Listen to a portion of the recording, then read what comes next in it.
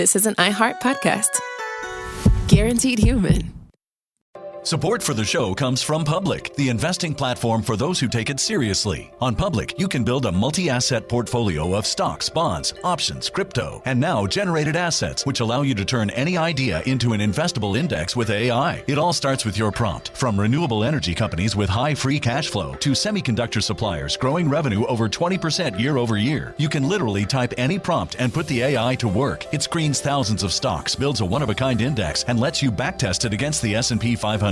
Then you can invest in a few clicks. Generated assets are like ETFs with infinite possibilities, completely customizable and based on your thesis, not someone else's. Go to public.com/podcast and earn an uncapped 1% bonus when you transfer your portfolio. That's public.com/podcast. Paid for by Public Investing. Brokerage services by Open to the Public Investing Inc. Member FINRA and SIPC. Advisory services by Public Advisors LLC, SEC registered advisor. Generated assets is an interactive analysis tool. Output is for informational purposes only and is not an investment recommendation or advice. Complete disclosures available at public.com/disclosures.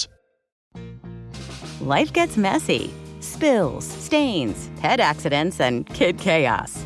But with Anabay, cleaning up is easy.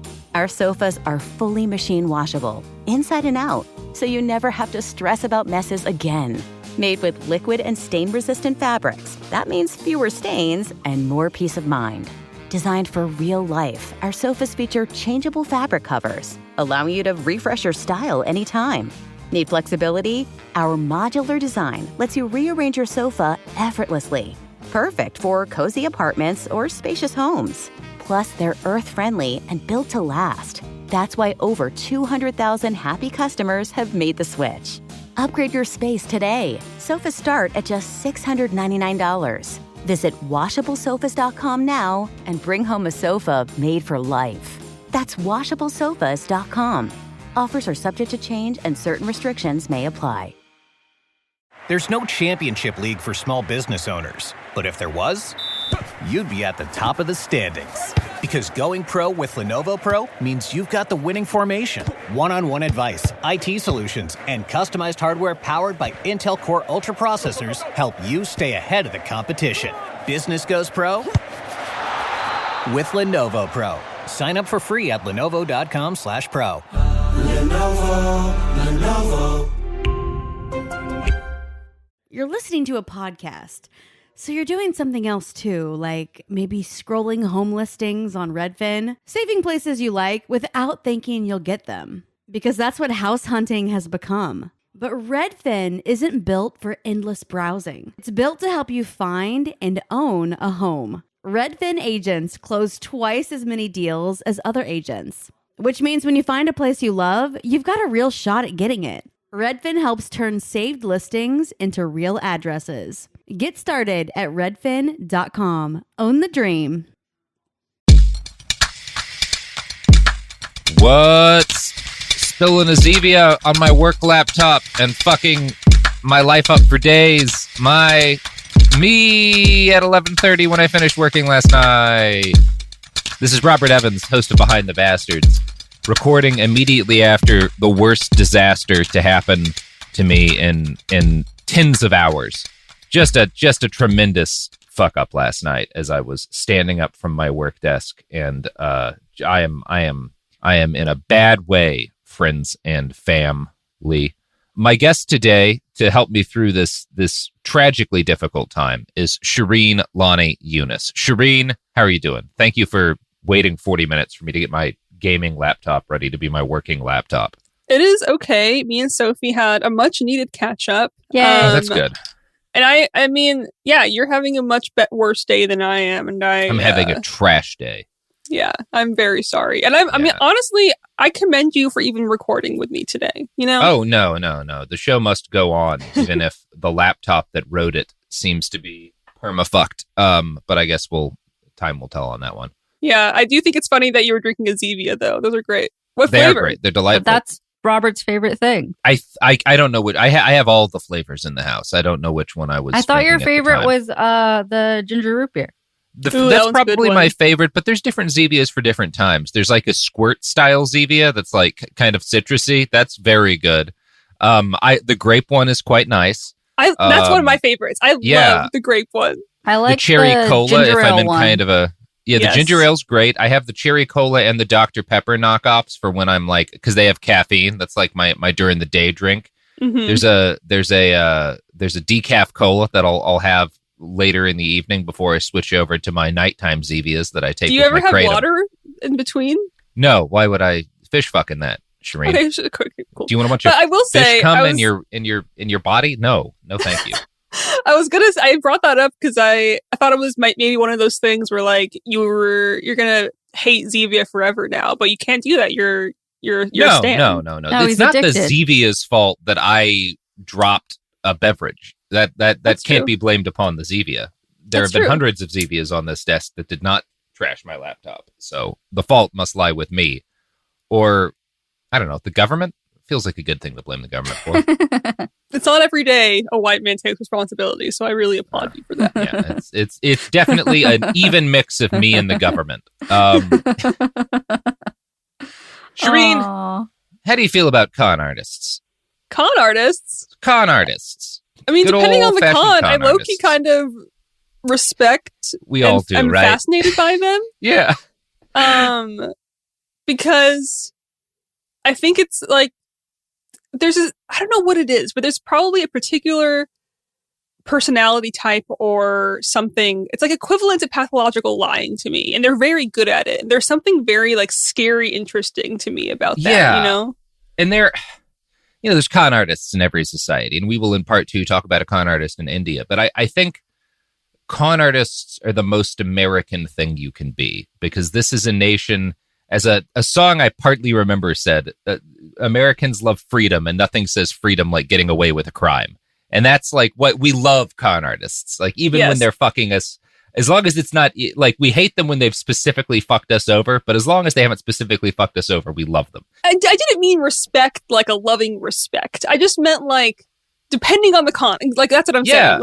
Like if it's like a funny scam that doesn't hurt anyone, I'm all about that. But obviously, the majority, you're right. It's the most American thing to do is to exploit Yeah. people and then benefit from it. You know? Yeah, I mean, they mostly hurt people. Like, I love L. Ron Hubbard. I'm very on the record about my deep appreciation for that man and his schemes, because they're just so. I don't love L. Ron Hubbard. I'm going to say that on the record. How did you He's- say that with a straight face? He's the absolute best. He stole his own is a baby. monster. He stole his own baby. He stole his not own well. baby and made himself a god, and then had teenagers search for gold in the ocean. He was a sick person. He was wonderful. Yes, he left an unthinkable amount of human shrapnel in his wake, but he's so fun to read about. And the guy we're talking about today is a better person. And if we're being entirely honest, both of our characters today, I don't know. I guess you could probably, if they count as among the worst people in history, they're on the very low end of that bar. These are not, probably not mass rapists, definitely not mass murderers. But they did scam and destroy the financial lives of a lot of people. Depending on they both targeted rich people, so it's going to be pretty easy to sympathize with both of them. Mm-hmm. I felt like we needed a little bit of a break. Yeah, and I love a good con artist story. That's Yeah. the thing. I'm all about a Robin Hood story, you know? Mhm. Like if you're scamming from corporations or very rich people, like if you're scamming Jeff Bezos, keep doing that. You know what I mean? Like I would love you to keep doing that. But yeah, I'm a Robin Hood kind of scammer. I like that. Both the guys we're talking about today loved to portray themselves as Robin Hood style characters. They were not. They did Okay, steal fair. from the rich to give to themselves. Okay, fair. like, and generally more like steal from the upper middle class to give to themselves. Robin Hood would be taking it a bit far, but they're both very entertaining men. And we're going to start with the tale of Victor Lustig. Have you ever heard of Victor Lustig? I don't think so. Yeah, he's a hoot. So Victor was born on January 4th, 1890, probably, in Holstein, Austria-Hungary. So this is back when, that country existed, before they made a series of bad decisions. Why are we saying probably? Well, because he's a con artist, and there's some debate as to whether, to be honest, Does it also say he's 6'2"? there's no hard evidence this man was born at all. He definitely existed, but we have no idea where he was born. I like Shereen's comment. Does he also say he's 6'2" and he got his degree from insert fake university here? Wait, who are we talking about here? I was just teasing about how you can't rely on what people like. You can't rely on the age or whatever. And I was just making a joke that men lie about their height. That's all. Yeah, I mean, he lied about absolutely every aspect of his life. And that's why I say probably. He claimed for his whole life to have been born in Holstein, Austria-Hungary. There's no evidence that he was born there. There's no evidence that he was born at all, although he absolutely existed. There's no evidence of where specifically he was born, I should say. That's pretty interesting when you think about that. Yes, it is interesting. Yeah, he covered his tracks well. That's some deep shit. Yeah. It's also, he was born in the 1890s, which is it was a lot easier to cover your shit back then because all public records were just like a guy with a sheet of paper inside a building downtown, and then all of Europe burned down several times. So a lot of people were able to hide shit as a result of the world wars. That's fair. No one knew about DNA or anything. That's fair. Yeah, exactly. It's just a piece of paper with a description of you as a baby on it. It's pretty easy to escape back in those days. So the most credible version of his early life that we have suggests that he was a very intelligent young boy born to a nearly impoverished family, something of a genius. And based on the rest of his life, I believe this. Obviously, he was a narcissist who lied constantly. He was also a genius. So I have no doubt that he was a very intelligent boy. He himself described his parents, Ludwig and Emma, as, quote, poor peasant people who scraped out a living in rough land in a grim stone house. So these are poor peasants living off the land. And he's a very gifted boy, noted by all of his teachers to have been very intelligent. Again, Victor is our source, but, his life kind of does back this up. And I have no trouble seeing him as a brilliant youth who was stifled by the demands of his peasant life and its lack of opportunity. So he's smart. He wants more out of life. His parents are dirt poor, farming pig shit in the middle of nowhere, right? That's kind of the way this kid grows up. He must have been bored and somewhat desperate as a young man. Now, according to Victor, his parents separated when he was 8 because they could not afford to take care of him or his older and younger sibling. He was sent to live with his father's relatives, a situation he found even worse than his previous life. By age 12, he had run away from his second home and decided to make a life for himself somewhere else in Europe. Within a year, he had made it to Budapest, a beautiful and exciting city that offered much more in terms of opportunity and stimulation. Victor would later tell a Secret Service agent who was interrogating him that one specific event in Budapest inspired his subsequent criminal career. In the spring of 1903, he was scavenging for food in the dumpster of a Budapest hotel. It was nighttime, the moon was out, and he saw a young, rich woman on the balcony of that hotel wearing a golden evening gown. He later recalled, "To me, she was a fairy princess. She was with a man much older than she. I saw the waiter come and take their order. My mouth began to water because all I'd had to eat for 3 weeks had come out of garbage cans." So, what? I'm already getting the bullshit meter. Yeah. And again, there's good chance he grew up poor. He's also a consummate liar. We'll get to that in a second. So, as he claims, he's watching as from the dumpster, watching this rich couple, and the food gets delivered, but instead of eating it, they leave it on the table. The man pulls out a wad of cash, gives it to more money than Victor had ever seen in his whole life, and he gives it to the woman, who Victor slowly realized was a prostitute. And then the two depart for the bedroom, leaving this fancy meal on the table to be thrown out. Quote, "They both got up without touching a morsel of that delicious food. What I saw that night shattered my faith in women forever." Wait, that's the takeaway? Yeah, that's the takeaway. That's one of his takeaways, yeah. Wait, can't trust women because some of them it's not about food have waste. sex for money. It's not about rich people wasting shit. It's about women.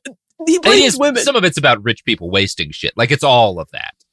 Yeah, I don't like that first takeaway at all. No, it's terrible. Again, this is a man talking in the 20s is when he's relating this story to a Secret Service agent. So again, this backstory comes courtesy of a criminal being interrogated after he was caught for his many crimes, talking to a cop. So grain of salt here. That's very... Maybe I'm thinking about this because I just realized the last time I heard your voice was when I was listening to the Lolita podcast. But that's very the protagonist's name, the whole book. Humbert, yeah. The whole book is him talking to someone about his life, and it's just And that's fully half of this guy's life story, right? We do have objective facts about him because he committed a bunch of well-documented crimes. But in terms of his early life, we're just kind of trusting Victor here. And I'm sure there are elements of truth to this because any really good lie is based on elements of truth. And he was a good liar. But also, he's talking to a cop. This is the story he gives to a cop. Right. Victor claims that in addition to convincing him that women could not be trusted, this also convinced him that no person with enough money to waste a meal deserved to keep their wealth. He dedicated himself, Batman-like, to relieving the rich from their money from that point forward. Not only that, but he would spend the rest of his life pursuing beautiful women, as many as he could sleep with, because obviously they were willing to fuck anyone with money, and he was going to have a lot of it.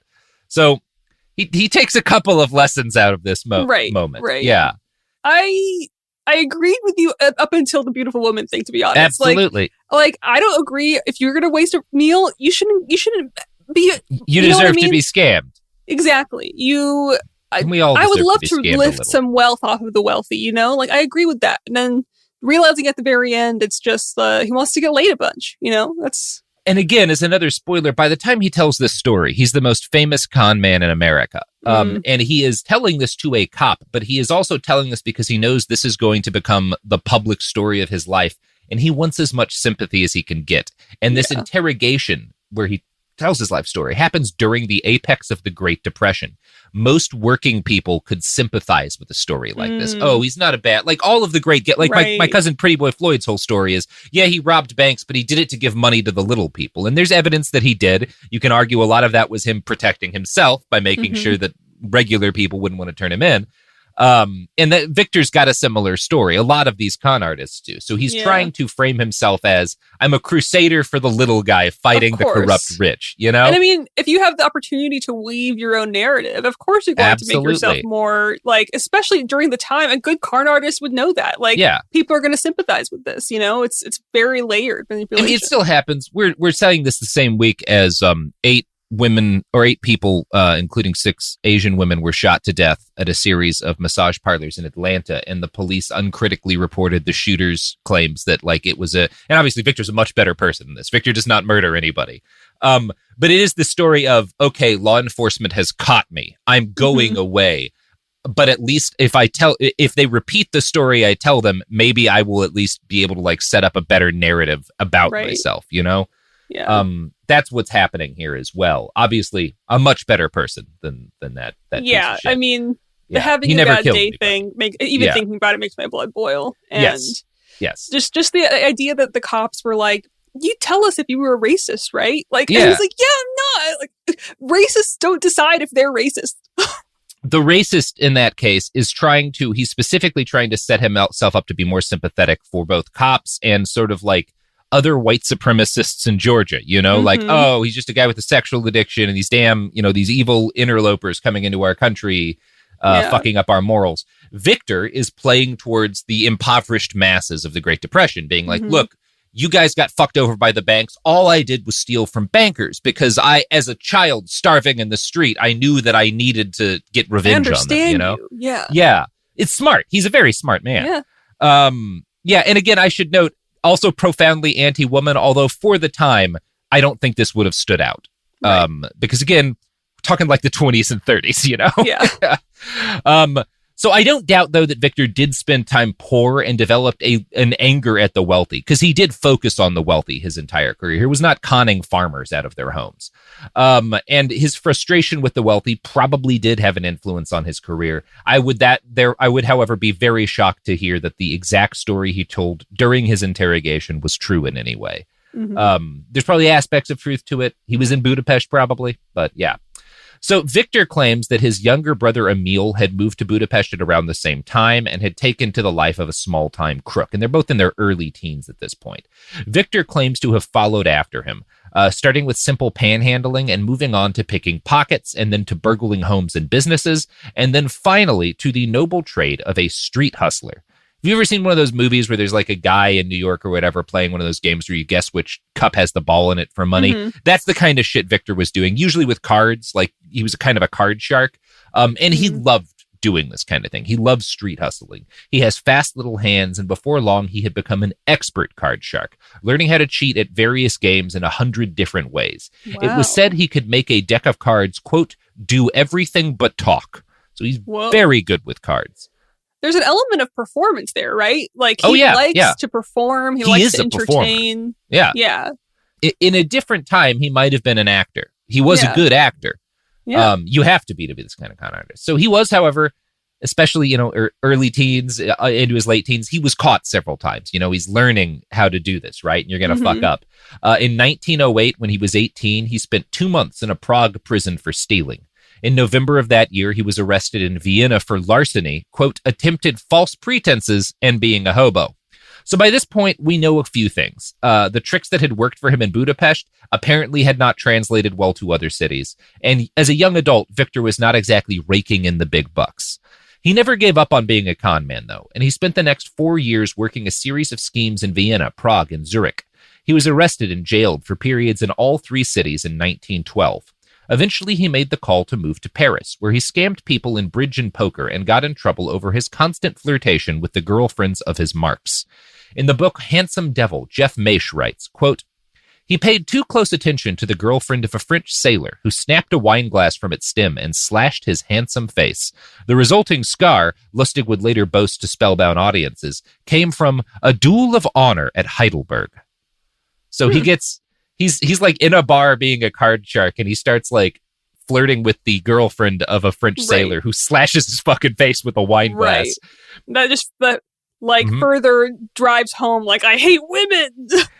I don't know that it does, because he doesn't. As a spoiler for the rest of his life, he's cheats on women constantly. I don't have any evidence. I don't think he beats them. He's just kind of like a sleazy guy, right? I said hate, not beats. Oh, okay. Yeah. I said hates. Did I say beats on accident? I meant No, hates. I think of, like, I don't know. Probably. Like, he's definitely misogynist. Yeah. I just feel like it's a very incel mentality, right? Like, he blames the prostitute for whatever he saw when he was a kid, apparently. And then a woman doesn't like his coming on to him, and she's probably a bitch, Here's the thing. We'll see how you feel about this. He might have been lying about all of that just because he thought that Americans were misogynistic enough that would be a productive lie to tell. I don't know. We'll see how you think about it from there, because he's got a really interesting relationship with his daughter. Okay, interesting. Things. Okay, he has a daughter.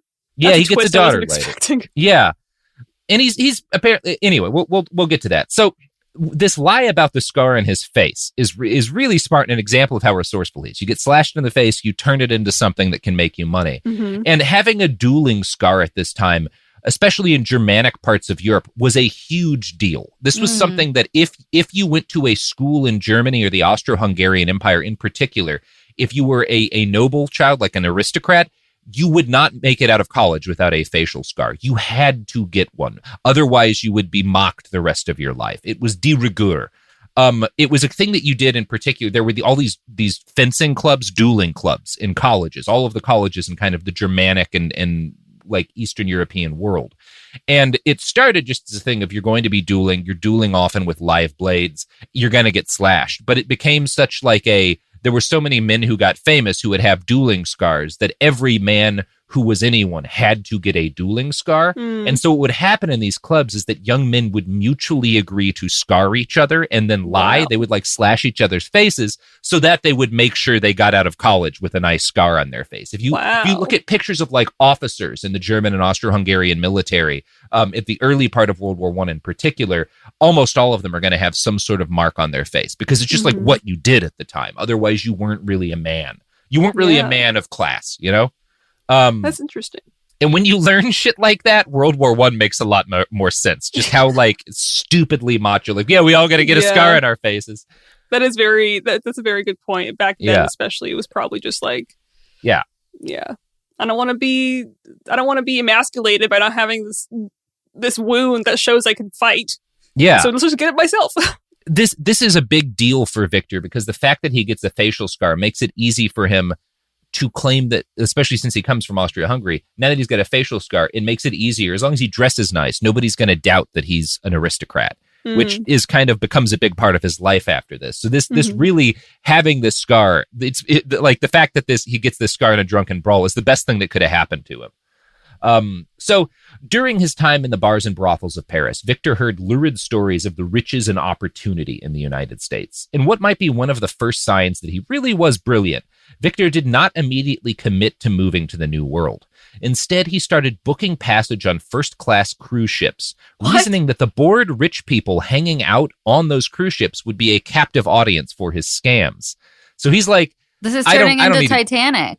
Yeah, that's exactly what he's doing, right? Like, and that was a type of guy, like the dude in like Jack in Titanic, right? He's like a scammer trying to get shit out of rich people on the Titanic.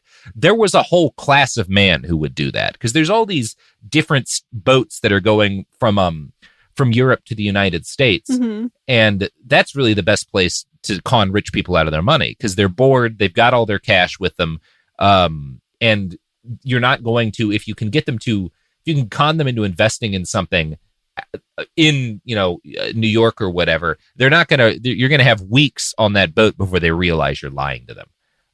It's a great place to do a scam. Stuart Donnelly, who was a con man who worked the same racket, later recalled, quote, Victor had managed to fleece quite a number of smart American businessmen, and he did it with the handicap of knowing only a few words of English. He was the only swindler I ever knew who could do his fast talking through an interpreter.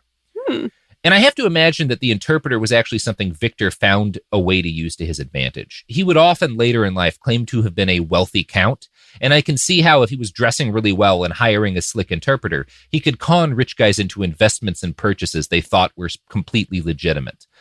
Just because like, oh, there's this rich count and he's got his interpreter who's going to help him make deals. Gives him more credibility. It makes him more credibility. Yeah, he's good at this.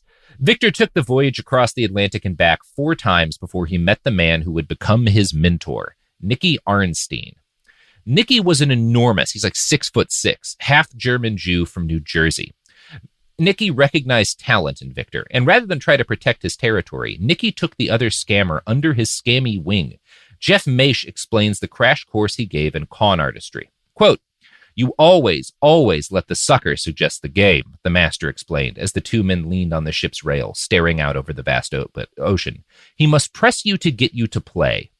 Victor copied his mentor's every move, adopted his fancy clothing and manners, and studied his effortless swagger. So he basically goes to con college on these boats. He meets this guy who's really good at it, and it works out well for him. The experience got Lustig thinking about the rules to successful conning and trying to actually develop kind of a scientific list of what allowed you to con well. And he would spend the next several years refining this list. Unfortunately for him, and unfortunately for a couple of other people, World War I started in 1914, in part due to the aforementioned German rich kids with facial scars. We don't know what Victor got up to during the war years, but pretty much everyone who studies him seems to agree there's absolutely no way he fought for any side in that war. Just not a chance. Yeah, too self-serving for that. You know who else wouldn't fight in World War I? Hubbard? No. L. Ron Hubbard. He kind of fought in World War II. Don't defend him. He bombed Mexico during World War II. Robert, just stop it. And you know who else would have bombed Mexico during World War II? L. Ron Hubbard. I was going to say Raytheon. Oh, yeah. Raytheon. And there's a hell of a lot of weddings in Mexico, and Raytheon, if there's one thing Raytheon hates, it's a wedding. Good times. This is a very long way for you to say that it's time for break? ads. It is time for ads. Support for the show comes from Public, the investing platform for those who take it seriously. On Public, you can build a multi-asset portfolio of stocks, bonds, options, crypto, and now generated assets, which allow you to turn any idea into an investable index with AI. It all starts with your prompt. From renewable energy companies with high free cash flow to semiconductor suppliers growing revenue over 20% year over year, you can literally type any prompt and put the AI to work. It screens thousands of stocks, builds a one-of-a-kind index, and lets you backtest it against the S&P 500. Then you can invest in a few clicks. Generated assets are like ETFs with infinite possibilities, completely customizable and based on your thesis, not someone else's. Go to public.com/podcast and earn an uncapped 1% bonus when you transfer your portfolio. That's public.com/podcast. Paid for by Public Investing. Brokerage services by Open to the Public Investing Inc. Member FINRA and SIPC. Advisory services by Public Advisors LLC, SEC registered advisor. Generated assets is an interactive analysis tool. Output is for informational purposes only and is not an investment recommendation or advice. Complete disclosures available at public.com/disclosures. Time for a sofa upgrade? Introducing Anabay Sofas, where designer style meets budget-friendly prices. Anabay brings you the ultimate in furniture innovation with a modular design that allows you to rearrange your space effortlessly. Perfect for both small and large spaces, Anabay is the only machine-washable sofa inside and out. Say goodbye to stains and messes with liquid and stain-resistant fabrics that make cleaning easy. Liquids simply slide right off. Designed for custom comfort, our high-resilience foam lets you choose between a sink-in feel or a supportive memory foam blend. Plus, our pet-friendly, stain-resistant fabrics ensure your sofa stays beautiful for years. Don't compromise quality for price. Visit WashableSofas.com to upgrade your living space today. Sofas start at just $699 with no risk returns and a 30-day money-back guarantee. Get up to 60% off plus free shipping and free returns. Shop now at WashableSofas.com. Offers are subject to change and certain restrictions may apply. Pro drivers live for race day, but for small business owners, every day is race day. That's why going pro with Lenovo Pro matters. One-on-one advice, IT solutions, and customized hardware powered by Intel Core Ultra processors keep your business on the right track. Business goes pro with Lenovo Pro. Sign up for free at lenovo.com/pro. Lenovo. Hey, this is U.S. Olympic gold medalist Tara Davis-Woodhull. And I'm U.S. Paralympic gold medalist Hunter Woodhull. As athletes, our lives are about having a clear path. And a team that you can absolutely trust. So when it came to getting the best mortgage, we chose PennyMac. PennyMac is proud to be the official mortgage provider of Team USA and you. Learn more at pennymac.com. PennyMac Loan Services, LLC, Equal Housing Lender, NMLS ID 35953. Licensed by the Department of Financial Protection and Innovation under the California Residential Mortgage Lending Act. Conditions and restrictions may apply. We're back. Okay, so by the time he was 28 years old, and by the time World War I ended, Victor was in New York City, which suggests that all of the violence and the evident collapse of the old European social order convinced him that the United States was going to be a better place to con people for the foreseeable future. Moving to the USA had a number of benefits, aside from its separation from the violence. For one thing, he'd learned English, and his time conning rich Europeans meant he was already pretty good at pretending to be one of those. And so, in America, Victor Lustig became Count Victor Lustig. He claimed to have been exiled from his domain due to the fighting in the Balkans. He said he'd lost all of his castles in a revolution. Now, despite the finery with which he draped himself in order to play this role, Victor's first U.S. schemes were distinctly middling in ambition. His first was the pocketbook scam.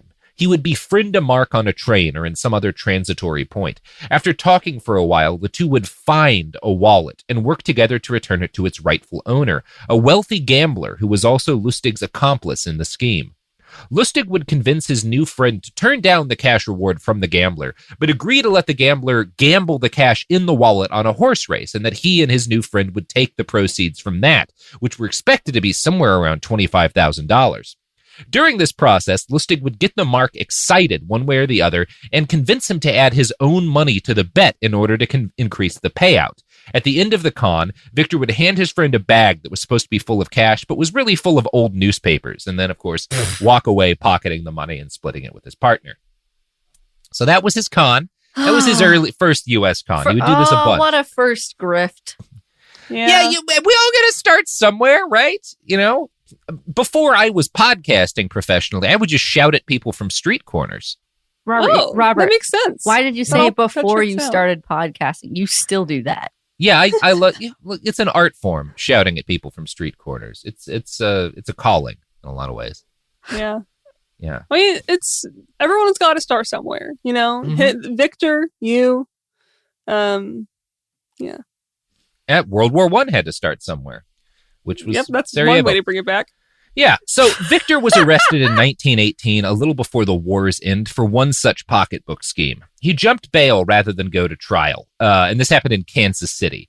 But even though Kansas City is kind of where the first place we have on record of him getting in trouble in the U.S., it also held a prize for him, the only woman he would ever probably maybe love, Roberta Norrit. Now, Roberta had grown up in a small town in Kansas, and after her father's death had nearly been forced into child labor because this is 1918. This is what you do with kids, is you make them work to death if they don't have rich parents. She got out of that barely, and she meets Victor. And by the time she meets him, she's like still in her late teens. I think she's probably an adult. Victor is like a decade older than her. He is much more experienced. He's already a veteran con man. So clearly there's a power imbalance here. And he tells her a bunch of really pretty lies. He claims to be a count to her. And he paints her a picture that, if you leave with me, we can leave Kansas behind. We'll visit the great cities of the world. You'll be wealthy and pampered. And he's not lying about, he's lying about being a count, but he's not lying about taking her out of Kansas and giving her a bunch of fine things. They go to Paris immediately. And obviously, of course she goes with him, right? Yeah. You're a teenager in rural Kansas in 1918 who's barely escaped slavery. Kansas isn't great today. It was even worse back then. And some dashing European count says, I'm going to give you all the finery in the world and take you to Europe. Of course you go with him, right? Yeah. And I'm sure, once you're there and you're like, he wasn't just all talk. Once you're in Paris, you're absolutely. I trust this person, He has money. They're in Paris. He's got a scar on his face and a weird European accent. There's no way for her to not know he's a count. Yeah. And for a while, things are great. He buys her elegant dresses. He tells her sweet things. And by late 1919, the two were married in New York City.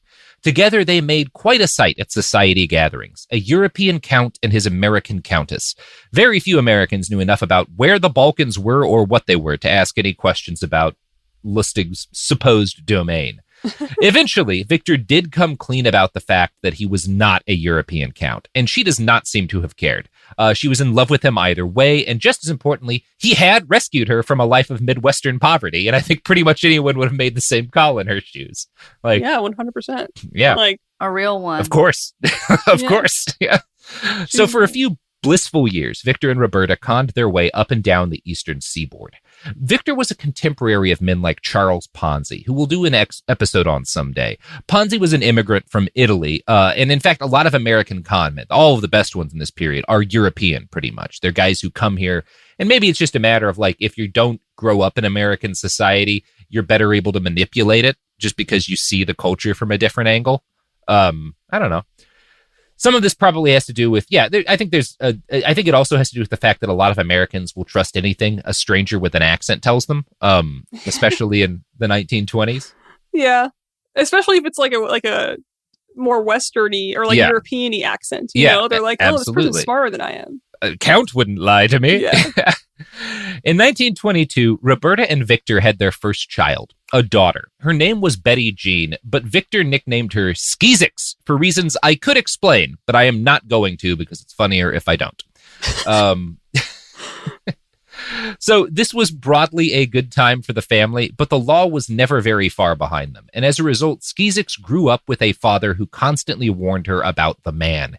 He taught her Morse code so that if they got questioned, he could tap the message, "Do not talk," into her hand, and she would know to shut up. Wow. Which is pretty cool. You're not wrong. That is pretty cool. Cool, but creepy as fuck. Wait, what's her name? The nickname? Betty Jean. The nickname is Skeezix. Skeezix? Skeezix. Jesus. Okay. What do you want to guess why she's got that nickname? Just Skeezix? Just give me a guess. Skeezix. It's not actually that funny a story, but I want to know what your guess would be. I don't even know Skeezix. Maybe she. Skeezix. What, say it again? Skeezix. Skeezix. I'm saying it right. Maybe she saw a pair of skis at a shop and she was like, that was her first word. She saw the skis. I gotta have them. Ski. Papa, ski. And then he was like, you know what? For you, your Skeezix. It's what you're gonna have. Skeezix. Mm-hmm. Let's just pretend that's the truth and move on. Tell me the actual truth. It's a character from a comic strip called Gasoline Alley that was popular at the time. Characters like a baby who's found in a bassinet by one of the characters in the comic. I never read Gasoline Alley. I think it was a big influence on Bill Watterson, the guy who did Calvin and Hobbes. It was one of the first great, really popular newspaper comics. Yeah, I would have never guessed that. Yes, nobody would. It's funnier if you don't know. The truth is just he liked this comic. Right. He named his daughter after the character. Yeah. Now, Victor, having grown up poor, had vowed that his daughter would never eat from the trash as he had. And he kept this promise. His daughter would spend her life wearing fine furs, going to private schools, and it is unclear the extent to which Victor came clean to his wife about his background. She definitely knew he was a con man, but she seems to have believed for some time that he was also a count. Now, Lustig was, if nothing else, consistent about maintaining his cover. When he would make friends in new cities, he would forbid them from sharing gossip or telling dirty jokes around him. He treated all women as ladies in the European sense, and he acted with the kind of dignified air that Americans expected from their nobility. So when he pretends to be a noble, he's not hamming it up. He's very reserved and restrained, and he's very consistent about the performance that he puts on, which is part of why I'm saying this guy's a very good actor. He goes method on this shit. He will like people will like tell jokes. He'll be playing cards with a group of shady characters and someone will say something dirty and he'll yell. He'll be like, you don't say those words around me. I'm a nobleman, you know? Wow. It's deep scam. Yeah, deep scam. With a daughter to feed, Count Lustig increased the grandiosity of his schemes. The year she was born, he presented himself to a bank in New York, pretending to own a company that wanted to buy land to make a chemical plant. So he goes to this bank, he's like, I need some land. The banker shows him a plot of land that is completely worthless because he thinks like this European doesn't know the value of any land. And sure enough, Count Lustig agrees to pay $25,000 for this useless land. So they agree to do the deal, but Lustig tells the banker he could only pay in a $50,000 Liberty bond. So he's like, I'll give you this $50,000 bond. You'll give me $25,000 in cash. That seems like a good deal, right? And the president of the bank agrees. So while they're settling out the paperwork, so he gives the Liberty bond to the banker gives him the cash. He puts the Liberty bond in a filing cabinet behind him. And while they're settling on the paperwork, Lustig fakes a heart attack. So the bank president runs out to fetch help, and Lustig opens the file cabinet and takes the original Liberty bond back out. Then he closes it and departs for his cab to seek medical aid and just flees town with his family, having taken both the Liberty bond and $25,000 in cash from the bank. That is not where I thought the story was headed. It's a great scam. Yeah. That is incredible. A wonderful scam. I also this should be a video podcast sometimes, only because when you say things, my face just contorts in the most what way? I'm just speechless. But yeah, that is elaborate. And you know what? I respect it. I'm not. Yeah, you gotta respect it. And his daughter. We have a number of interviews from his daughter, and she would for her whole life stick to the idea that her father was a con man, yes, but his victims were the real villains. She described them using his language as researched miscreants, as in he researches the people he cons to make sure they deserve it. His cons were then a good deed to uncover their misdeeds. And in the case of this banker, he was trying to scam this poor European man out of $25,000 to buy a worthless plot of land. He needed to be hurt, you know? He needed to have his money taken, and it was insured anyway, which is fair. It was. That's why it's again never immoral to rob a bank. You said it. I of course we have a T-shirt that says it. Oh, sorry, I'm not caught up on all your merch, Robert. Thank you. Our Always Rob Insured Banks T-shirts are very popular. So yeah, and she has a little bit of a point here. Victor's cons did always center around exploiting the greed of his marks. And that is one of the reasons why it's easier to be sympathetic with him. He was not like conning a bunch of like poor people into getting in like a Ponzi scheme or something. Yeah. He was stealing from bankers and shit most of the time and gamblers and whatnot. So yeah, I don't know. It was Victor's next great con that truly elevated him to the level of a legend. He took a pile of his ill-gotten winnings and exchanged them for $50,000 in freshly minted banknotes with serial numbers in sequential order. And then, using like a razor blade and stuff, he would painstakingly set to work scraping off the last digit of each serial number and replacing it so that all $500 bills had the exact same serial number on them. So they appeared to be identical bills, right? Wow. Get where we're going so far, okay? Okay. Lustig then paid a woodworker to make a series of small boxes, 2 feet long, 9 inches wide, and a foot deep. All the boxes had bronze knobs and dials, which did nothing, and they were weighted with lead so that they would feel heavy and thus valuable. In doing this, Lustig was appropriating an old scheme created by a British con man called the Romanian money box scheme. Victor brought it to the U.S., but he added a commitment to detail that made it truly special. So he would start this con the way all good cons do start. He would meet some guy and like somebody with money, usually like a wealthy business owner, and over a course of some small talk, establish a baseline of trust and understanding. Then, at some point in the conversation, he would ask his mark, "You've heard of Emile Dubray, right?" Now, they hadn't, because Emile Dubray never existed. But Lustig would explain that Dubray was a genius from Serbia who was, quote, a little unbalanced. And he would go for, I'm going to read, like, we have an exact copy of his spiel that he gives to the Secret Service. So I'm going to read that now. This is him, what he would tell his marks about this fake person, Emile Dubray. Okay. Emile Dubray was in Sarajevo on that fateful day in 1914 when Archduke Francis was assassinated. In fact, there was some suspicion he was in on the plot, for he was a Serb patriot. In any event, the Central Powers captured him, but instead of putting him in prison, they took him to Berlin and installed him in a luxurious apartment stocked with vintage wines and a quite delicious housemaid, and gave him the facilities of their most modern laboratory. He had only one instruction: produce a quick, foolproof method of duplicating foreign currency. You see, as the German armies overran the Low Countries, they had to maintain them, and they wished to use British and French and Dutch currency rather than their own. So, at this point in the scam, Lustig would take out the box, which he would claim was an evolution of Dubray's chemical method of duplicating currency that he developed for the Germans. He'd say that the genius had only completed his research at the very end of the war, so Germany never had a chance to use it. The inventor had grown frightened that he'd be executed as a collaborator, and of course, he'd gone to the counts, like Count Lustig's royal father, and his father had taken Dubray in and protected him. Dubray had died soon after the war, and Lustig had found the formula for this money-duplicating box in the man's possessions, and he'd crafted this box to the inventor's specifications. At this point, Lustig would take a real $100 bill, one of his clone notes, out of the box. He'd put in a blank piece of white currency paper with it, and then he would turn a crank on the box. He would tell his mark that the machine worked by using a radium roller, and since radium was so expensive, the boxes cost $50,000 each just to assemble. He would then claim that the way the special chemical process worked would allow men to make perfect duplicates of any banknote or Liberty Bond in circulation.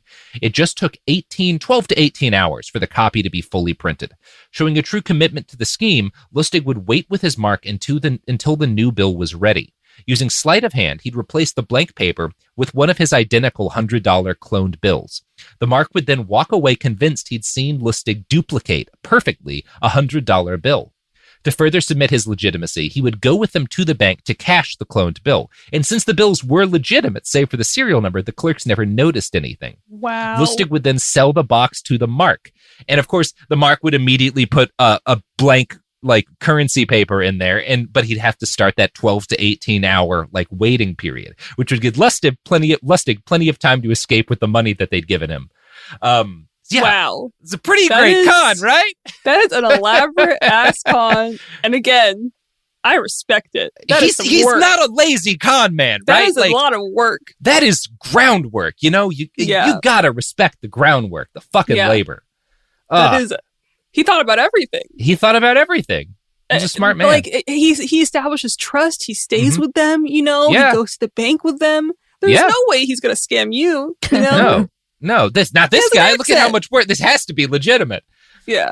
So he sold boxes. This was a very successful scheme. He made a fortune off of this. He sold boxes for varying prices, like kind of whatever they would put in. He'd be like, well, I'm your friend. You know, it cost me this much, but I have extras. I'll give you whatever you can. Mm-hmm. So he sold one for $43,000 to the owners of a pool hall in Montana. He sold another for $10,000 to merchants in Chicago, one for $25,000 to a Kansan businessman.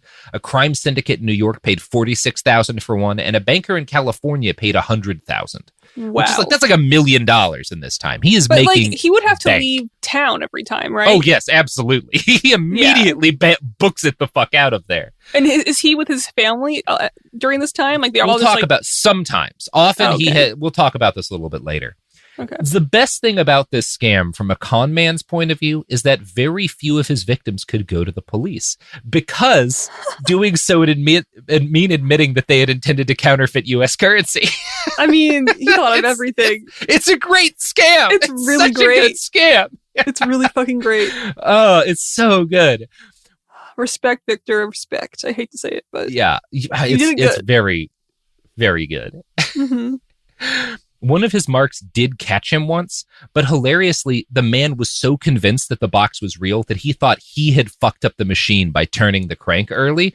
And as soon as he was like, oh man, I'm glad I caught you. I'm so sorry. I turned it early and it didn't work. And Victor's like, oh, you idiot. You've destroyed the machine. You have to give me another 25 grand for a new box. Oh my God. He's so good at this. He's too good. Yeah. Wow. He is amazing. Wow. He was only arrested once for the scheme, and he likely escaped conviction that time by bribing the cops with some of the fortune that he had accumulated at that point. Lustig spent his money as quickly as he made it, of course. He could lose tens of thousands of dollars in a matter of days gambling. And he also developed a penchant for setting up, well, we'll talk about his secret family later. By 1925, Victor Lustig was at the absolute height of his powers. He had paid his tailor to sew $15,000 into the lining of his suit, so he'd have cash to bribe his way out of emergencies. When he was arrested for swindling a real estate man out of $10,000, Lustig was sent to a jail that he immediately broke out of. And we don't know how he broke out of it. It's said that he broke out of a bunch of jails.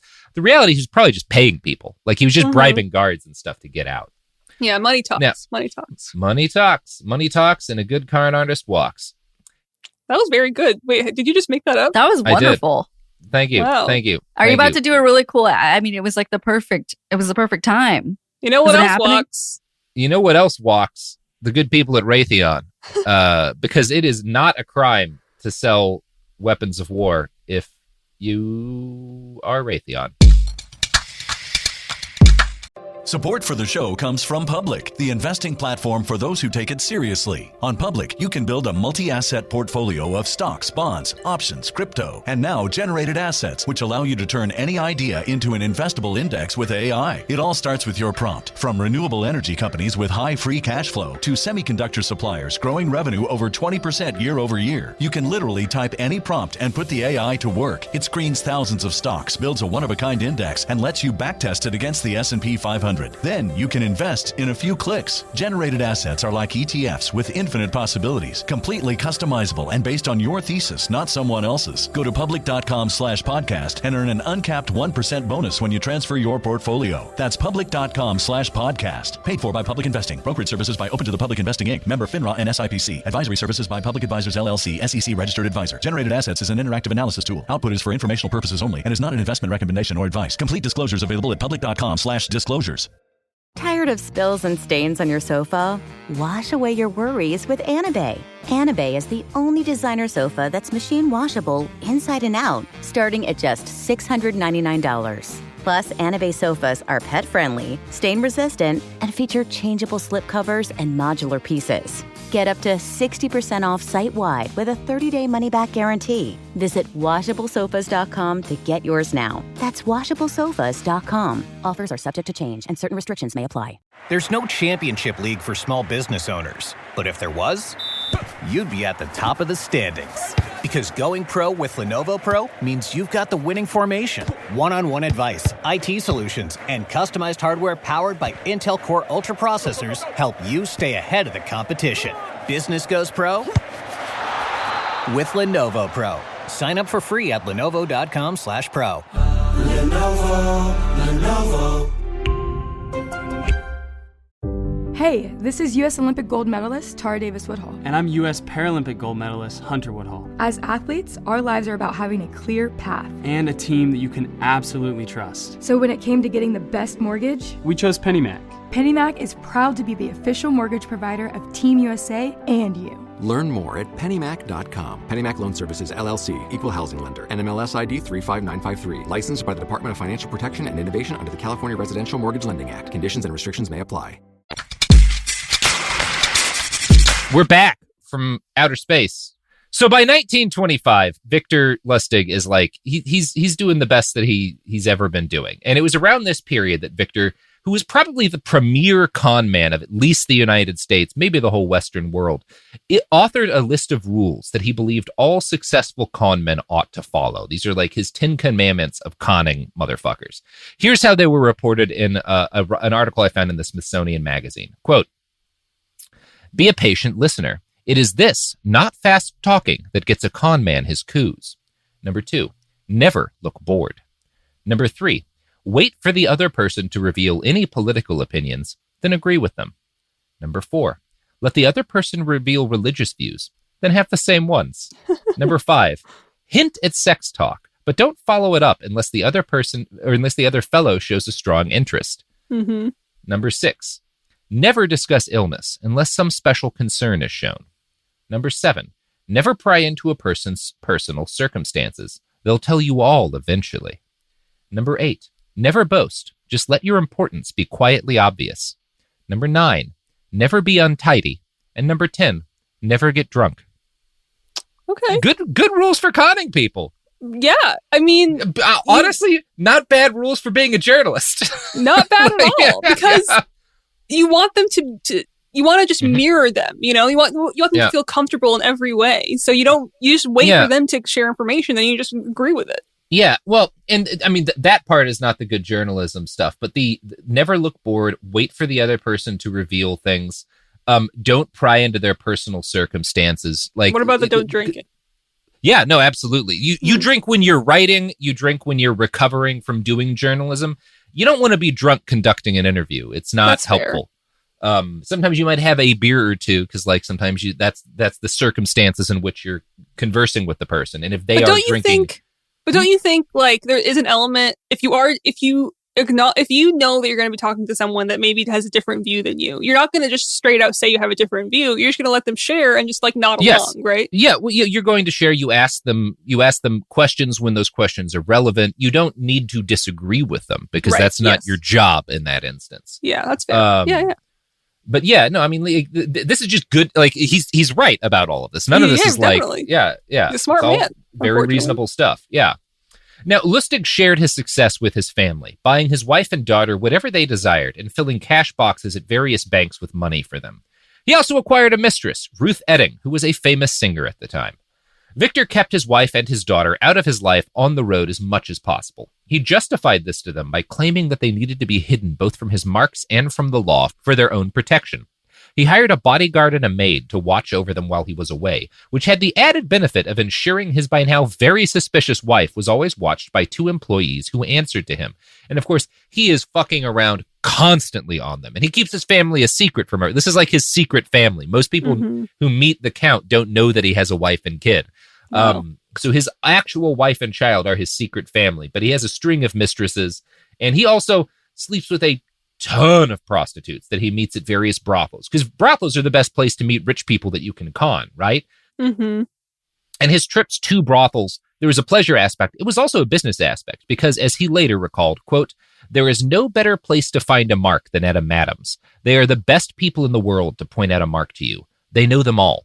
Like, again, you find a madam at a brothel, she's going to know who's got money and who is dumb, you know? Like, like that's your job. He's using them as, like, insiders and also networking. And also networking. And he's having sex with them. Yeah. And he's getting laid. Yeah. Although I don't think he pays often. He's a very good-looking, charming man, and he's making the money. So my guess is that a lot of this was just like, shit, we're both into conning rich guys and you're hot. Let's do it, you know? How good looking? I want to see. I mean, I don't know if he is by modern standards, but yeah, he was considered to be very handsome. So most of the pictures we have of him are older when he was kind of balding, but he's got a very like distinctive face. And again, most people at the time, okay, here's a decent one. Yeah, most people at the time considered him handsome. He's got like a nice jawline and stuff. The standards were lower in the 20s. But yeah. So this tactic, his tactic of like kind of going into brothels and using them to find marks, eventually led him to fall in love with yet another woman, Billie Mae Scheibel, a famous Philadelphia madam. And I'm going to quote from the book Handsome Devil here about their relationship. "She handed Lustig the menu, a book of nudes. These girls toiled day and night, earning Scheibel $250,000 a year, Lustig soon discovered. Pittsburgh's Grand Duchess of Vice had piqued his interest. Naturally, Lustig conned her using his money-making machine, but Scheibel tracked him down, rather impressively, to a hotel room in another city. There, Lustig did something he'd never done before. He gave the money back. Scheibel was everything his homemaking wife Roberta was not. Loud, bawdy, sharp as a tack. They shared an innate desire to exploit American greed, to separate those of high net worth and low moral value from their cash. Lustig and Scheibel became lovers and partners in crime, maintaining apartments on New York's Park Avenue, Chicago's Lakeshore Drive, and a mansion in Beverly Hills, the homes Lustig's wife yearned for." Wow. So he yeah. This is maybe maybe his soulmate, right? Like he gives the money back that he cons because he's so impressed at how good at this woman is at conning people. And they go on a conning spree. They buy the houses that he'd always promised his actual wife. It's a bummer of a tale in some ways, but like he does seem to really love this woman. He's low-key a romantic, you know? Like he met her and he was like, you get me. He was smooth as hell. Like, yeah. yeah. Now, Victor stayed married to his wife, but emotionally and largely physically, he abandoned her at this point. Now, he did not abandon her financially. He kept her and his daughter well supplied with money, but the whirlwind romance that had swept Roberta out of Kansas was over. One night, he had a date scheduled with his wife, but he forgot to pick her up at the hotel for an elaborate planned night out. She drank all the wine alone, and when he finally arrived, she screamed at him. By the end of 1925, the two were divorced. His daughter never understood, later asking, how could a man who had so often vowed eternal love for his wife, whom he really loved, have an affair with another woman? Which is a bummer. Now, while Roberta headed into an unhappy marriage with some other guy, Victor sent his daughter off to an expensive convent boarding school near Pittsburgh.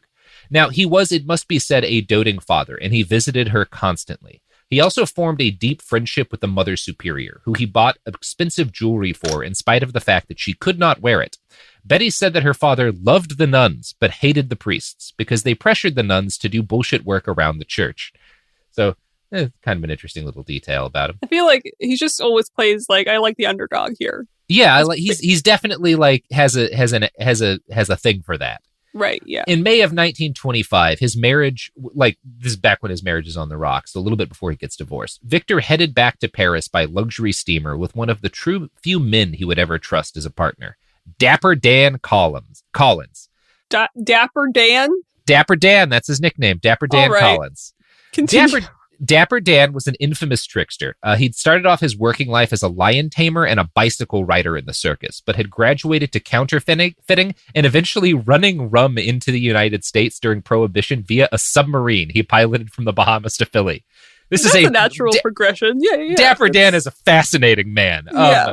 Definitely more of a piece of shit than Victor. He cons a lot of women who don't have much. Like he is I don't know if you call him a sexual predator, but definitely takes significant uses sex to take financial advantage of women, which Victor does not do. He definitely lies and cheats on women constantly. He always pays them well. He's never stealing from them. So I don't know. I don't know how that, I think morally Dapper Dan is a creepier guy than Victor. Right. Neither of them are very good men. The two traveled to Paris, intent on pulling off a big deal, but without a clear idea of what precisely it would be. After a few days of walking around and plotting, the Count figured it out. He was going to sell the Eiffel Tower. Now, of course, the building already... Yes. This is the con he picks.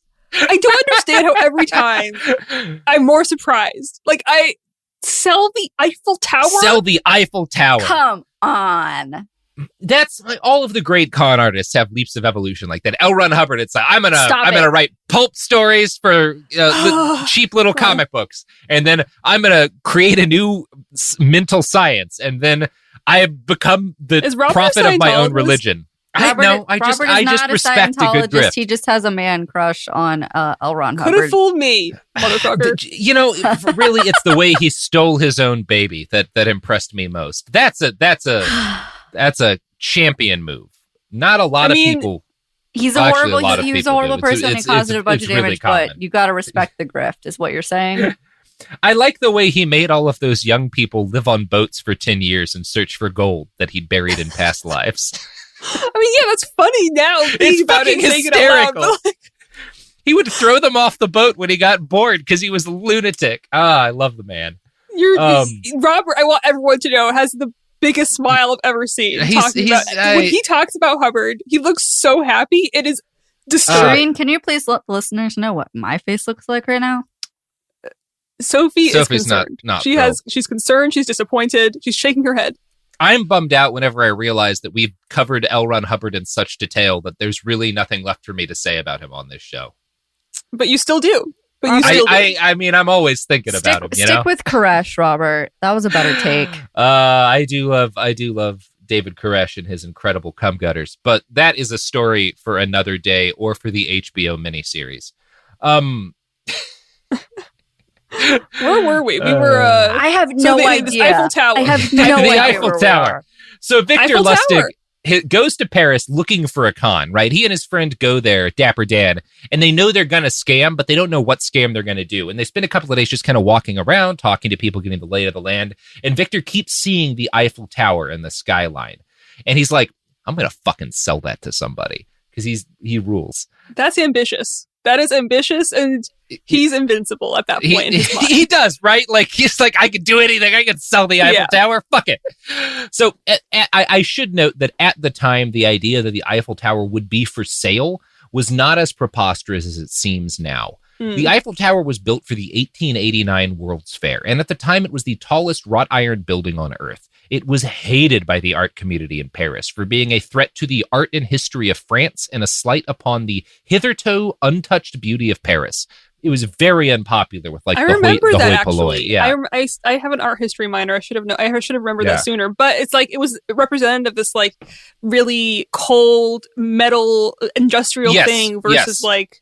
Yeah. And the reason it had gotten greenlit in big part was that, like, we talk about this in the Krupp episodes, the late 1800s, early 1900s, everybody is, like, making as many things out of steel as they possibly it's can. the Industrial Revolution. Yeah, like, look at what we can do. Look at how big an iron building we can make. Yeah. So the building was unpopular with a lot of folks, and by 1925, it was also badly in need of repairs.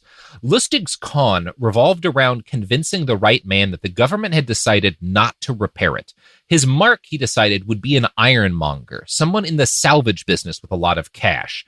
The Count and his partner would convince the right man that the tower was being torn down, and the city was soliciting bids for people who would salvage the scrap metal once it was destroyed. So that's the way in which he was selling. It's like, they're going to tear it down. There's going to be all this perfectly usable scrap metal. Who's going to buy it, right? Like, you've got an opportunity to get a lot of scrap iron here for a good price. The Smithsonian writes about the next stage in this con. Quote, Lustig commissioned a stationery carrying the official French government seal. Next, he presented himself at the front desk of the Hôtel de Crillon, a stone palace on the Place de la Concorde. From there, pretending to be a French government official, Lustig wrote to the top people in the French scrap metal industry, inviting them to a hotel for a meeting. Because of engineering faults, costly repairs, and political problems I cannot discuss, the tearing down of the Eiffel Tower has become mandatory, he reportedly told them in a quiet hotel room. The tower would be sold to the highest bidder, he announced. His audience was captivated, and their bids flowed in. Wow. Now, I was going to say that it really is a huge benefit to, like, conning people was so much easier without the internet, without being able to confirm things, even with good telephone service or telegraphs or whatever the fuck they had back then. Like, it's just, of course you're going to, like, it's an official seal. Like, you know what I mean? It's he's got the seal. Guy with an accent. He's dressed well. He has money. Yeah. You know, like, of course it's easy to do that. It's like how easy it is for murderers to get away with it before DNA. It's the same thing. It's not hard for them now. About half of murderers do get away with it in the United States. It's like 48%, something like that. But yeah. I don't like that you said that with a smile, but continue. Look, I mean, we can talk about stumping someday. Anyway, Lustig pretended that he was the deputy director of the French Ministry of the Post and Telegraph. This was another brilliant move. If he'd pretended to be too high-ranking, his marks might have recognized the lie, right? If you pretend, I'm the head of the French ministry, well, they might know that guy's name, you know, just kind of like how you know a lot of people know the head of the Department of Education. Do you know the deputy director of the Department of Education? Probably not.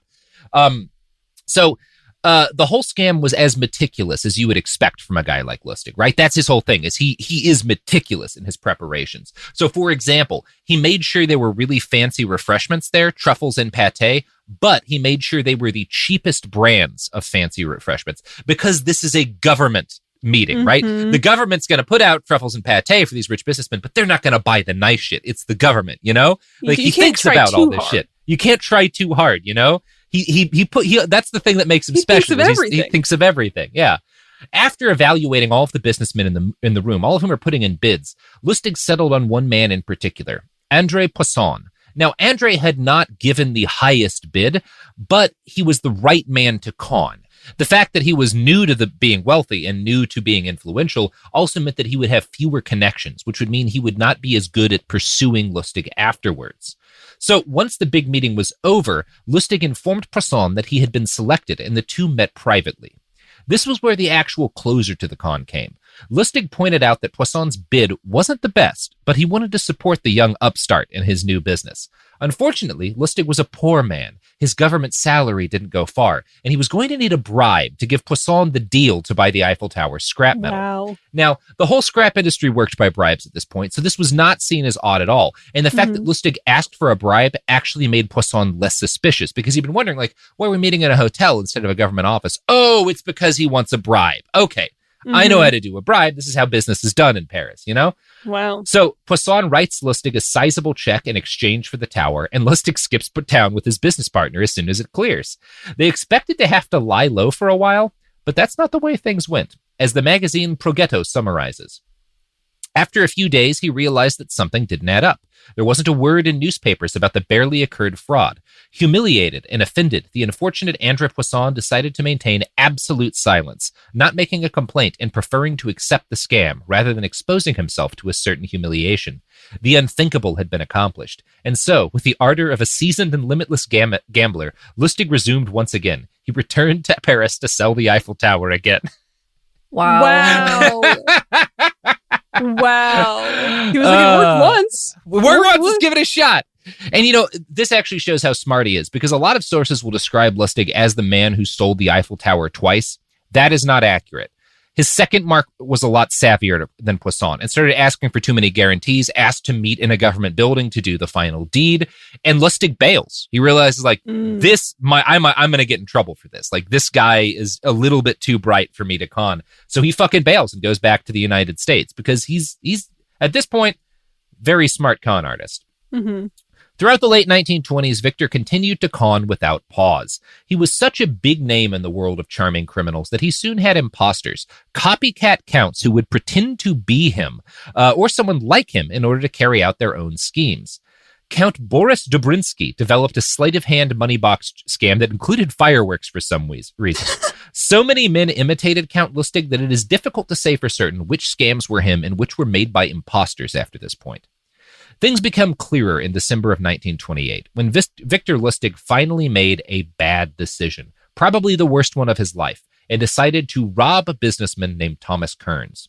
Now, you will note that I said rob and not con. Victor clearly had plans to con the man because they were meeting in Kearns's house, but he seems to have been in some sort of financial jeopardy at this point, probably as a result of all of his mistresses and his daughter and his gambling. He had expenses and he got greedy. And whatever the reason, he sneaks upstairs in this guy's house during their meeting and just takes 16 grand from a box in a drawer. Just robs him, right?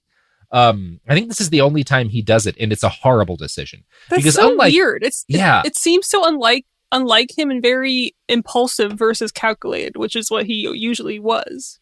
I think it's a mix of things. Some of it's probably financial desperation. You know, he gets into a bad spot. He needs cash quick. He doesn't have time to work the con.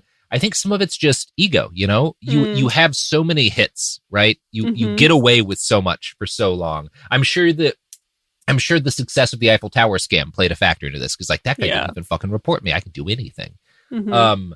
So he fucks up. He fucks up bad. And Thomas Kearns goes immediately to the cops. They started a manhunt for this guy who was, by this point, very prominent and hard to miss. Lustig left town quickly, but he almost immediately got into trouble in Texas again when he picked a sheriff as the latest victim of his money box scam. This scam worked, but again, Victor got greedy, and he passed the sheriff a number of actual counterfeit bills. And this is what finally brought the Secret Service down on Lustig's head. Smithsonian Magazine reports on what happened next and how Lustig advanced from pretending to counterfeit money with the cash box scam to actually counterfeiting money, which would be his ultimate downfall. Quote, "It was Secret Service agent Peter A. Rubano who vowed to put Lustig behind bars. Rubano was a heavy-set Italian-American with a double chin, sad eyes, and endless ambition. Born and raised in the Bronx, Rubano had made his name by trapping the notorious gangster Ignazio the Wolf Lupo. Rubano delighted in seeing his name in the newspapers, and he would dedicate many years to catching Lustig. When the Austrian entered the counterfeit banknote business in 1930, Lustig fell across Rubano's crosshairs. Teaming up with the gangland forger William Watts, Lustig created banknotes so flawless they fooled even bank tellers. Lustig-Watts notes were the super notes of the era, says Joseph Bowling, chief judge of the American Numismatic Association, a specialist in authenticating notes. Lustig daringly chose to copy $100 bills, those scrutinized most by bank tellers, and became, like some other government, issuing money in rivalry with the United States Treasury, a judge later commented. It was feared that a run of fake bills this large could wobble international confidence in the dollar. Catching the count became a cat-and-mouse game for Urbano and the Secret Service. Lustig traveled with the trunk of disguises and could transform easily into a rabbi, a priest, a bellhop, or a porter. Dressed like a baggage man, he could escape any hotel in a pinch and even take his luggage with him, but the net was closing in. Lustig finally felt a tug on the velvet collar of his Chesterfield coat on a New York street corner on May 10th, 1935. A voice ordered, "Hands in the air." Lustig studied the circle of men surrounding him and noticed Agent Rubano, who led him away in handcuffs. Wow. So Lustig the manhunt for him starts heavily in 1928 when he robs this guy. And instead of laying low, he goes on to start counterfeiting so well that the U.S. government worries he might collapse the national economy. Right. Because how does he count? How does he churn out so many counterfeit bills? It's the attention to detail that he uses with all of his schemes. He applies that to counterfeiting. He picks the best counterfeiter and he gets the bills almost perfect. You can find pictures of his notes today. There's still some of the best forgeries that have ever been made. Wow. And again, this is happening during the Great Depression, and he gets to be so good at making fake bills that they're worried he's going to crash a confidence in the U.S. economy. So it becomes kind of a matter of national security to catch this guy. And again, he just got too big for his britches, you know? All those costumes and stuff, I feel like, who's going to play him in the movie? You know, like Leo DiCaprio or... I think, DiCaprio could probably pull it off, you know? Just natural succession from Jack, I think. Yeah. Well, and he played Frank Abagnale in Catch Me If You Can. Yeah. Right. Yeah. He's good at doing that kind of con man. I would also accept George Clooney. They don't look alike, but George Clooney can do a hell of a con man. I love Clooney. I would always accept George Clooney. Yeah. We of course. Yeah. Now, Lustig was taken. I would agree with you on that. I'm a fan of his love of pigs. I'm a fan of his face, but go ahead. He does. Yeah, his life was saved by a pig. I don't. Okay, that's just. I have to fact check look it up. That is a fact. George Clooney what do you would mean? Not be when he was a young man. He's always loved pigs, pot-bellied pigs, I think. And he was a young man. He hadn't made it big yet. And he was sleeping with his pig in his tiny apartment. And his pig started freaking out. And George took the pig out for a walk, thinking that it needed to go to the bathroom. And it turned out the pig had sensed that there was going to be an earthquake. And the earthquake collapsed the building that he had been sleeping in. Wow. Yeah.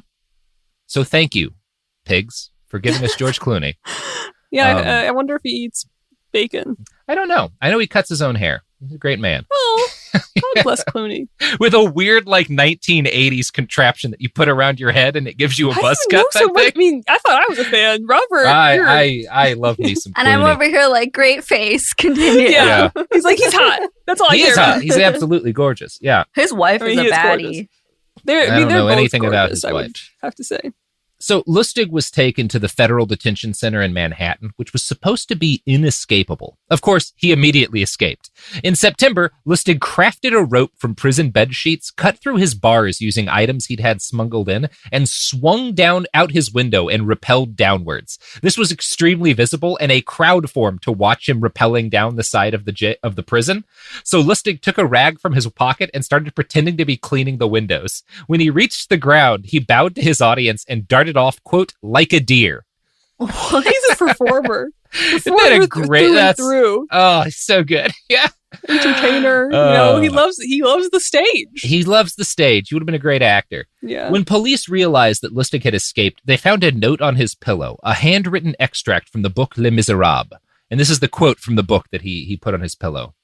He allowed himself to be led in a promise. Jean Valjean had his promise, even to a convict, especially to a convict. It may give the convict confidence and guide him on the right path. Law was not made by God, and man can be wrong. Which is you were counterfeiting bills. Yeah. He's still trying to he's crafting his own narrative still. He knows people are going to talk about that. He's like, oh, he's well read and cultured, and look at this. He's like Jean Valjean, he's a convict, but he's a hero. Exactly. Lustig stayed free for more than 3 weeks. He was eventually caught in Pittsburgh by a joint FBI Secret Service task force. They spotted him getting into a car and gave chase. His driver attempted to escape, and the police eventually rammed the car, locking their wheels together and grinding both wheels to a halt. The agents ripped the doors open and pointed their guns at the men inside. Lustig told the agents, "Well, boys, here I am." Never flustered. He's a great character. Yeah. Yeah. He was taken before a judge in November of 1935. The New York Herald Tribune described him thus: "His pale, lean face was a study, and his tapering white hands rested on the bar before a bench." Another journalist overheard a Secret Service agent tell Lustig, "Count, you're the smoothest con man who ever lived." All the sympathy and his undeniable smoothness was not enough to save the Count from Alcatraz Island, where he was sent. His body was searched when he arrived, and he was hustled or hosed down with freezing water and then interned in one of the most brutal prisons the U.S. justice system ever derived. To humiliate him, the Count was marched naked to his cell. And I think as a result of getting sprayed with cold water, being marched naked, he gets sick. He gets very sick almost immediately, and he remains sick for the entire time he's in Alcatraz. He makes nearly 1,200 medical requests and has issued 507 prescriptions. His guards assumed he was faking an illness as part of an elaborate escape plan, but he was not. He was genuinely ill. His ex-wife, Roberta, who had divorced her husband by this point, was still in love with him, and she repeatedly tried to free him, even offering the director of prison $70,000. Eventually, his release was set for August of 1948. Lustig did not think he could make it that long. On November 29th, 1946, he woke up with massive swelling on the left side of his head. The Alcatraz doctors finally took his sickness seriously and shipped him to a secure medical facility in Missouri. It turned out he had severe pneumonia, which had not been adequately treated over his time in prison. They attempted to help him, but it was far too late. Betty, his daughter, by this point an adult herself, managed to track her father down to the hospital, where she arrived in March of 1947. From the book Handsome Devil, quote, "She knew instantly that she had waited too long. Betty found her father paralyzed. Watched carefully by guards, she took his hand and whispered in his ear, Morse code. 'I love you, Daddy,' she tapped onto his palm. His fingers tapped back faintly. 'I love you too, Skeezix.' He died 2 days after her visit." Wow. Yeah, it's a bummer. I mean, it really is like the very extreme case of like the boy who cried wolf, right? Yeah. Like, yeah, I mean, right? Like, of course they didn't believe you.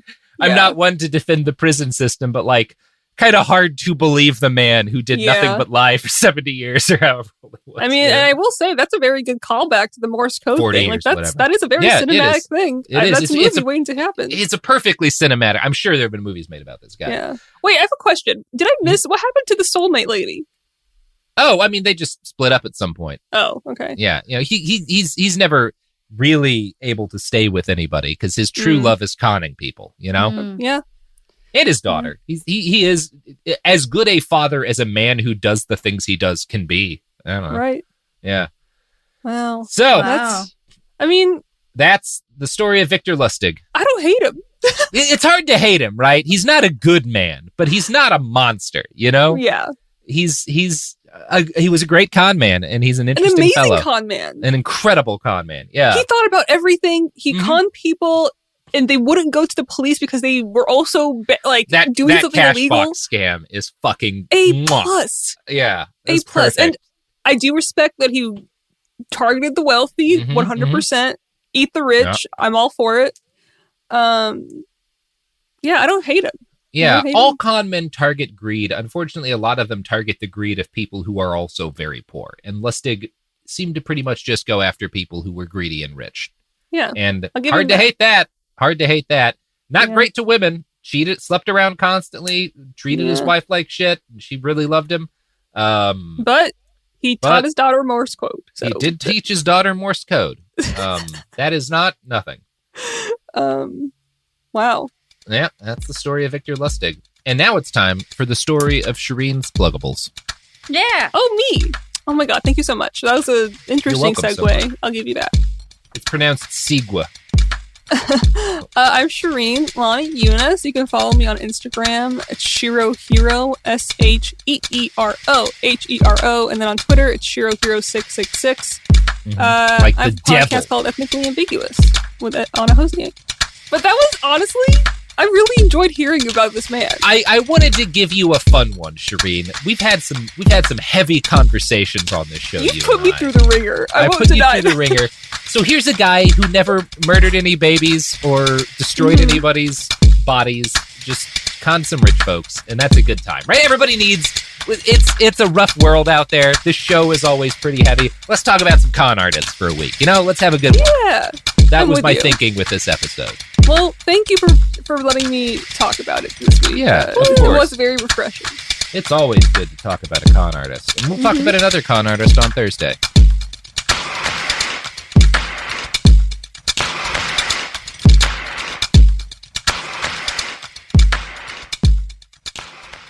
Tired of spills and stains on your sofa? Wash away your worries with Anabay. Anabay is the only designer sofa that's machine washable inside and out, starting at just $699. Plus, Anabay sofas are pet-friendly, stain-resistant, and feature changeable slip covers and modular pieces. Get up to 60% off site-wide with a 30-day money-back guarantee. Visit washablesofas.com to get yours now. That's washablesofas.com. Offers are subject to change, and certain restrictions may apply. Pro drivers live for race day, but for small business owners, every day is race day. That's why going pro with Lenovo Pro matters. One-on-one advice, IT solutions, and customized hardware powered by Intel Core Ultra processors keep your business on the right track. Business goes pro with Lenovo Pro. Sign up for free at lenovo.com/pro. Lenovo. You're listening to a podcast, so you're doing something else too, like maybe scrolling home listings on Redfin, saving places you like without thinking you'll get them, because that's what house hunting has become. But Redfin isn't built for endless browsing. It's built to help you find and own a home. Redfin agents close twice as many deals as other agents, which means when you find a place you love, you've got a real shot at getting it. Redfin helps turn saved listings into real addresses. Get started at redfin.com. Own the dream.